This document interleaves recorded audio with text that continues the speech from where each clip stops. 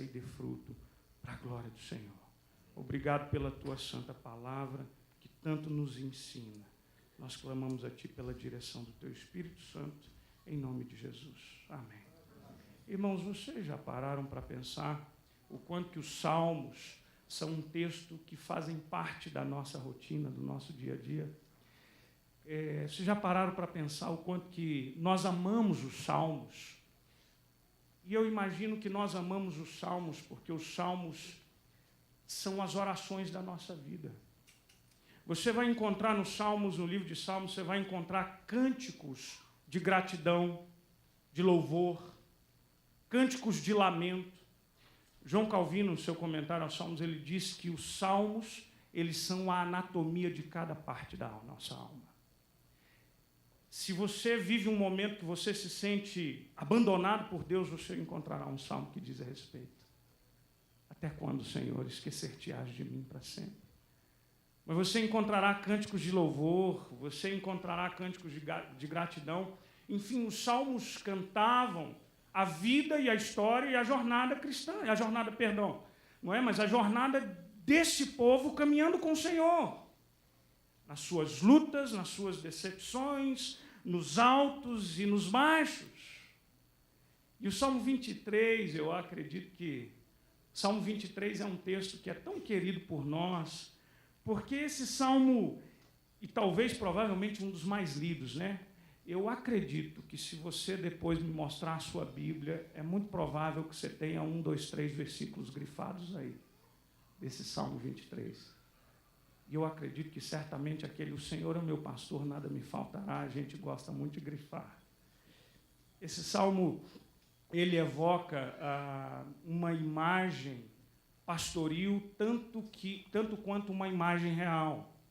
É interessante que você vai ver essas duas imagens, Davi evocando essas duas imagens para a mente das pessoas a quem, enfim, esse texto era lido, porque Davi foi tanto pastor quanto foi rei, ambos os ofícios eram muito bem conhecidos por Davi, e ele evoca a riqueza dessas duas imagens aqui, o rei e o pastor.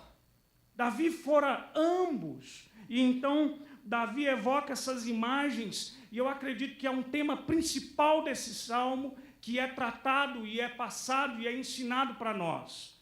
Se eu pudesse resumir a temática desse salmo, eu diria que esse texto fala do cuidado divino para com as nossas vidas. De um Deus que é rei, de um Deus que é pastor e que cuida de mim e que cuida de você. É disso que o Salmo 23 está falando. É desse cuidado maravilhoso do Senhor. Então, portanto, o que eu gostaria de partilhar com os irmãos nessa manhã é falar acerca desse cuidado de Deus para com a minha vida e para com a sua vida. E o primeiro cuidado desse Senhor para conosco é o cuidado providencial de Deus para comigo e para com você. Olha comigo o iniciozinho do primeiro versículo, quando o salmista diz: o Senhor é o meu pastor e nada me faltará. E aqui Davi começa com a imagem do pastor que cuida do rebanho, que supre as necessidades do rebanho, que alimenta esse rebanho, que alcança esse rebanho com sua mão, com a sua proteção, com o seu cuidado. Você vai ver outros versículos aqui desse salmo que reafirmam esse cuidado. Ele me faz repousar em pastos verdejantes, leva-me para junto das águas de descanso. Há, porém, aqui uma observação absolutamente necessária para a gente fazer. Eu disse que, muito provavelmente, muitas Bíblias aqui estejam grifadas nessa parte: o Senhor é o meu pastor e nada me faltará.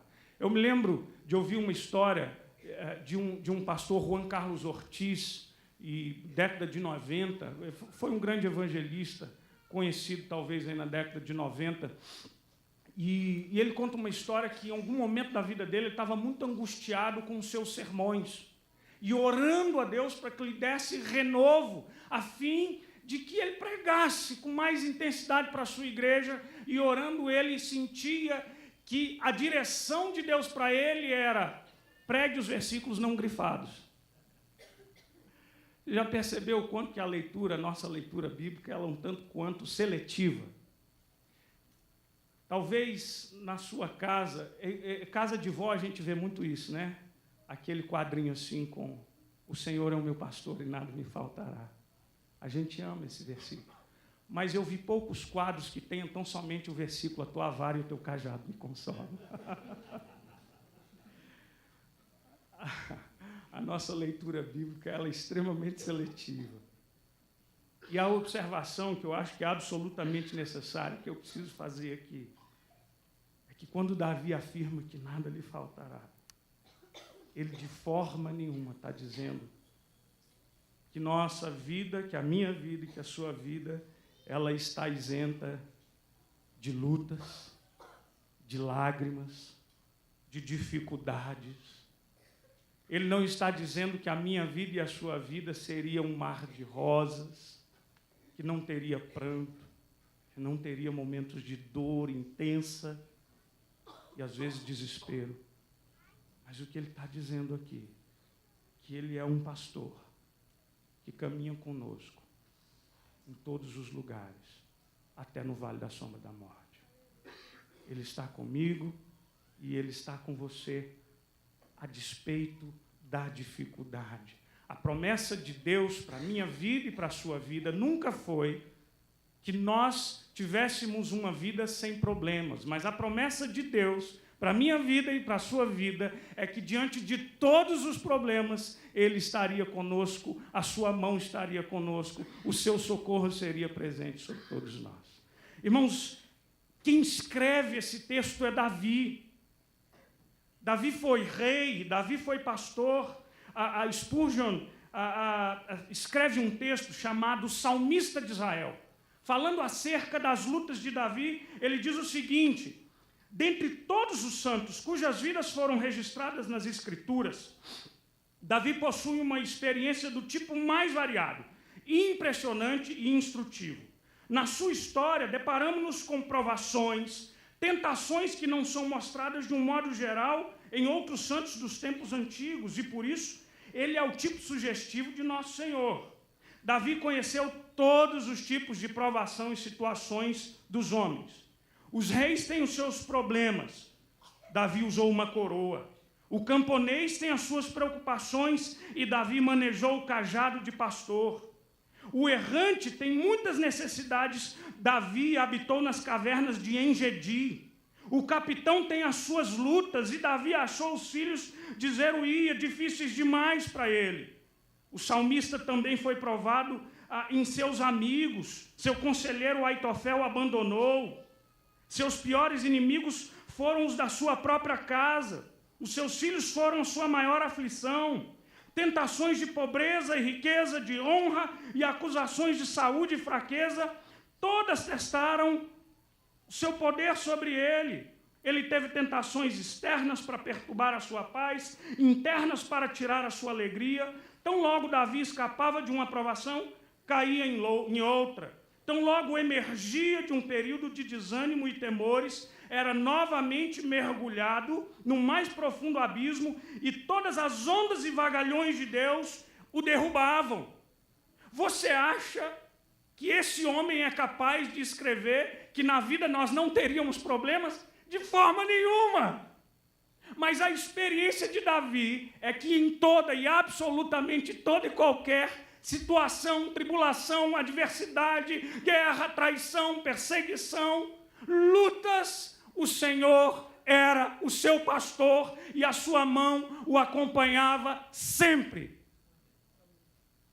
E é essa experiência que forjou a alma desse homem que dizia: Ele é o meu pastor e nada me faltará. Irmãos, e ele é um pastor bom. E ele é um pastor maravilhoso, que cuida de nós. Nosso Senhor Jesus disse para nós que nós poderíamos descansar de todas as nossas ansiedades. Sabe por quê? Porque se Ele é Deus, e que cuida das aves dos céus e dos lírios do campo, quem dirá de você? Esse nosso pastor, Jesus, é o mesmo que disse: eu sou o bom pastor. Eu sou o bom pastor. O primeiro cuidado de Deus evidenciado no Salmo é o cuidado providencial. O segundo cuidado de Deus nesse Salmo é o cuidado paternal, e a gente encontra aí nos versículos 3 e 4. Refrigera minha alma, guia-me pelas veredas da justiça por amor do seu nome. Ainda que eu ande pelo vale da sombra da morte, não temerei mal nenhum, porque tu estás comigo. A tua vara, o teu bordão e o teu cajado me consolam. Aqui o cuidado de Deus se revela como um cuidado paternal. Sabe por quê? Irmãos, eu sou papai de duas mocinhas, e eu amo ser papai dessas duas mocinhas, e eu digo, aliás, eu preciso ser até agora mais criterioso com as histórias delas que eu conto, porque onde elas vão, alguém conhece uma história delas, e elas falaram já para mim: ah, não, papai, para. E eu percebo que na nossa relação pai e filho, existe uma relação que provê a elas proteção e disciplina. A Bíblia nos afirma, irmãos, que Deus é o nosso Pai. Ele dá cuidado, por exemplo, ele leva junto das águas de descanso, que representam tanto a provisão de Deus diante das nossas necessidades mais básicas, mas preste bem atenção. As águas de descanso, elas também representam uma proteção contra o perigo. Sabe por quê? Porque a ovelha ela é indefesa. Se o pastor for levar a ovelha para tomar água numa água corrente, sabe o que vai acontecer? Ela vai rio abaixo. Ele precisa procurar uma água tranquila, onde aquela ovelha vá lá e ela vai se alimentar daquela água. E aí, preste bem atenção, a Bíblia fala desse cuidado também do Senhor, que é um cuidado paternal que representa a disciplina de Deus. A gente vai ver outros salmos que falam de ambas as coisas. Salmo 121, que nós gostamos, por exemplo, diz: eleva os meus olhos para os montes, de onde virá o socorro? O meu socorro vem do Senhor, que fez os céus e a terra. Deus é Pai que protege, mas também é Pai que disciplina. E por isso, Davi traz aqui a imagem do bordão e do cajado que consolam. Porque o cuidado de Deus não se dá somente pela sua provisão, mas o cuidado de Deus se dá pela sua disciplina. Ele é Pai que ama. Ele é Pai que ama, Ele é Pai que cuida, Ele é Pai que usa o cajado para dizer: você está errado, volta para o caminho. Esse é o nosso Deus. E nós somos ovelhas do bom pastor. É interessante a gente pensar que o bordão era um instrumento comumente usado para afugentar os animais ferozes. O cajado, instrumento para guiar o rebanho. Vai por aqui, vai por ali. Então, irmãos, quando Davi disse que Ele é o nosso pastor, o Senhor é o nosso pastor, e nada nos faltará. Não nos faltará provisão, não nos faltará cuidado, não nos faltará a disciplina de Deus. Porque Ele corrige aos filhos que ama. Portanto, o nosso Deus assim não é. Acho que a última vez que eu tive aqui foi há 2 anos atrás, ou há 3 anos atrás. Eu sou péssimo de data. Portanto, se você quiser saber alguma data, você procura minha esposa, ela vai te ajudar melhor do que eu. Mas essa noite aconteceu isso, e vocês não podem contar para minha filhinha, tá bom? Uma delas, de vez em quando, ela vai acordar o papai, de noite, né? E eu me lembro uma ocasião que, isso foi logo no começo, vinha de noite, e normalmente o homem tem um sono mais pesado, né, do que a mulher. A mulher, depois que vira mãe, fica com sono levinho. E eu oro pela minha esposa para ela dormir melhor, mas Deus me deu essa graça de ter um sono excelente.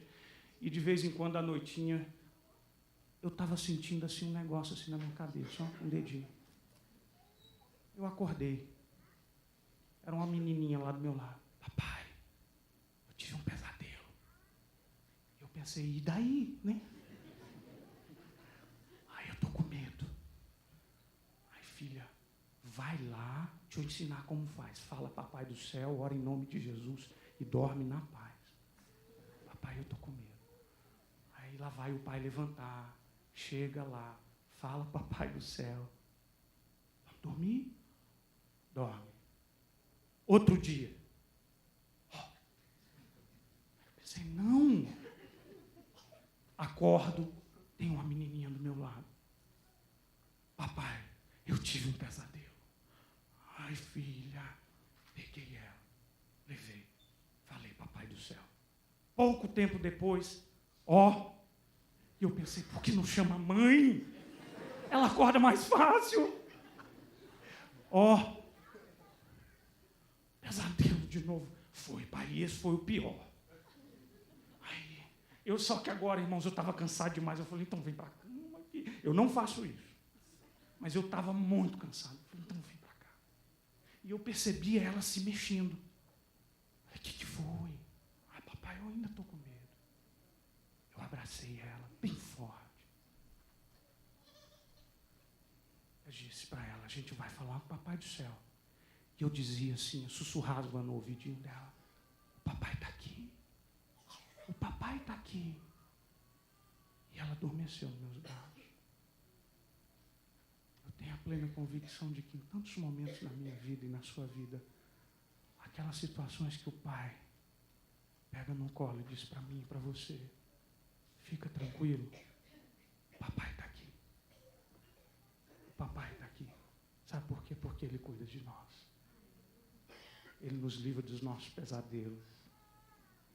Ele faz a gente deitar e repousar tranquilo, em paz me deito e logo pego no sono. Aliás, esse versículo dá muito bem para a minha vida, porque Ele é Pai e Ele cuida de nós. Mas há um terceiro cuidado de Deus, que é o cuidado espiritual e emocional. E quando Davi diz, restaura minha alma, ele dá essa conotação, ainda que eu ande pelo vale da sombra da morte, e ele expressa toda a aflição da sua alma. Irmãos, o fato é que Davi usa essa linguagem metafórica para expressar essa angústia da sua alma, essa luta, e essa luta intensa que por tantas vezes ele passou, e ele está dizendo que o Senhor, que é o seu pastor, também cuida da sua alma, cuida dele, da graça, o faz repousar, o agasalha. Você lembra o que o apóstolo Paulo, escrevendo aos Filipenses, disse? Ele diz para que a gente não ande desesperado ou ansioso diante das dificuldades que nos cercam. Ele diz que a graça de Deus, que excede todo o entendimento, guardaria as nossas mentes e os nossos corações em Cristo Jesus. Paulo escreve isso aos Filipenses enquanto preso, enquanto em situação adversa. Há quantas situações em nossas vidas que, a despeito de Deus não mudar a realidade em nossa volta, Ele muda o estado da alma. As lutas e o contexto, ele ainda é o mesmo, mas a alma encontra paz. Porque a paz de Deus, ela não está circunscrita às situações que nos cercam. Ela vai além de todo entendimento e ela faz a nossa alma repousar tranquila, como quem descansa nos braços do pastor, que cuida, alimenta, protege, guarda, sustenta. A gente precisa desse cuidado. As noites aflitas da alma, Ele é o nosso pastor. Quarto, o cuidado gracioso de Deus. Guia-me pelas veredas da justiça por amor do teu nome. A ovelha é um animal muito frágil. É interessante que a ovelha, ela é desprovida de qualquer habilidade protetora. Ela não sabe se proteger. Ela não tem garras, ela não tem presas, ela não tem recursos próprios para protegê-la do mal. A ovelha é um animal que se desvia facilmente do seu caminho. Quando Davi diz que ele nos guia pelas veredas da justiça, as veredas planas, os caminhos firmes, ele o faz por graça e por misericórdia. Sabe por quê, irmãos? Porque eu e você somos ovelhas rebeldes demais. Mas ainda assim, você e eu, sendo ovelhas rebeldes, ele ainda assim, ele larga 99 e ainda vai buscar uma que se perdeu. Porque isso é manifestação graciosa do cuidado de Deus para com as nossas vidas. É por isso que ele insiste em nos trazer e firmar os nossos pés nessas veredas de justiça. É interessante, aliás, são os versículos muito mal entendidos. Davi usa 3 imagens do contexto de um banquete real para identificar esse cuidado gracioso de Deus. Quando ele diz, por exemplo, irmãos, acerca da mesa, preparas-me uma mesa na presença dos meus adversários. Presta atenção, esse não é o tipo de versículo que pode dar base bíblica para a música do tipo a minha vitória tem sabor de mel. Esquece isso, tá bom? Esquece isso. O que Davi está dizendo e ele está expressando não é o gosto de vingança na boca. O que ele está dizendo é que, a despeito das lutas e a despeito das perseguições, o cuidado de Deus o honra até diante daqueles que eram seus adversários. É a graça dele. Ele usa uma outra imagem: unges-me a cabeça com óleo. É interessante pensar que, dentre os significados daquilo que o óleo significa, representa também hospitalidade, concessão de honraria especial. Lembra que Jesus disse lá em Lucas 7? Ele diz assim: não me ungiste a cabeça com óleo, mas esta com bálsamo ungiste os meus pés. É sinal de honra, de bem-querer, de hospitalidade, de boas-vindas. E a terceira imagem é o cálice transbordante. Imagens que falam do cuidado que sobeja, que transborda, presente, fiel. E sabe por que ele faz isso? Porque ele te guia pelas veredas da justiça, por amor do nome dele. Porque ele prometeu te amar apesar de você, apesar da sua facilidade de se desgarrar. Ele disse que te guiaria e te manteria andando nessas veredas, porque ele é um Deus gracioso. E por fim, aqui encerro, o cuidado inequívoco e eterno de Deus. Por favor, olha comigo novamente o versículo 6. Bondade e misericórdia certamente me seguirão todos os dias da minha vida, e habitarei na casa do Senhor para todo sempre. Irmãos, depois de refletir com gratidão sobre o cuidado de Deus, sabe que Davi conclui que bondade e misericórdia jamais se apartariam da sua vida. Eu ouvi uma explicação sobre esse texto muito interessante. O texto que na sua Bíblia e na minha Bíblia normalmente é traduzido como a bondade e a misericórdia me seguirão. A melhor tradução para essa palavra, radaf, é perseguir. Dá a ideia de que há uma perseguição. Eu vi uma pregação de um professor norte-americano. Ele disse que, em um contexto de reunião do conselho, o conselho estava reunido na igreja, daqui a pouco entrou um presbítero na sala, espavorido, ofegante, e abriu a porta e disse: estão me perseguindo! E os irmãos apavorados disseram: quem? Ele disse: bondade e misericórdia. É assim que a gente precisa entender esse versículo. Ele está dizendo que essa bondade e misericórdia não tem jeito. Ela não vai apartar de você. Ela vai te perseguir. Ela vai ao teu encalço. Você não foge dele. Ainda que eu suba aos céus, ou ainda que eu desça ao mais profundo abismo, lá estás. O Senhor está comigo.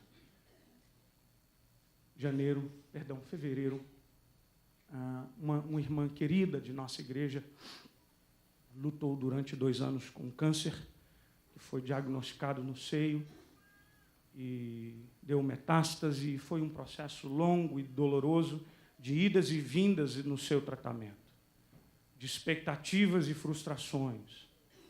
Fez uma mastectomia, uma retirada completa de ambos os seios, exames que eram repetidos e que insistiam em dar um bom diagnóstico que durava por um tempo e que depois levava essa irmã de volta às suas frustrações. E na nossa caminhada, e a caminhada da igreja com essa irmã, todas as vezes que eu a encontrei, era uma pernambucana, uma família querida de Pernambuco, e todas as vezes que eu dizia, minha irmã, como vai? Ela dizia assim para mim com aquele sotaquinho, oxe, pastor, tá bem. Tá bem. Em dezembro a família agora viajou, e ela ali foi internada e lá faleceu perto dos seus. Eu viajei para Recife para o sepultamento dessa irmã. E o salmo que eu li foi o Salmo 23, porque aquela irmã, ela não só conhecia o salmo do pastor, como ela conhecia o pastor do salmo também. E às vezes nós que encaramos a morte da perspectiva da perda, a palavra do Senhor nos chama a encararmos a morte da perspectiva de quem vai para os braços do Pai. E se eu pudesse definir esse momento que ela viveu, a vida aqui dela cessou, mas ela foi eternamente abraçada por bondade e misericórdia, do jeito que nem eu e nem você ainda experimentaram, mas que um dia seremos abraçados por elas. C.S. Lewis termina o seu livro, As Crônicas de Nárnia, A Última Batalha, e ele termina esse texto da seguinte forma: mas para eles foi apenas o começo da verdadeira história. Toda a vida deles neste mundo e as suas aventuras em Nárnia foi apenas a capa e a contracapa. Agora, enfim, eles estavam começando o primeiro capítulo da grande história, que ninguém no mundo leu e que continua para sempre. Cada capítulo melhor do que o anterior. É nesse dia que nós encontraremos a bondade e a misericórdia eternamente abraçadas conosco. Feche seus olhos, vamos orar ao Senhor.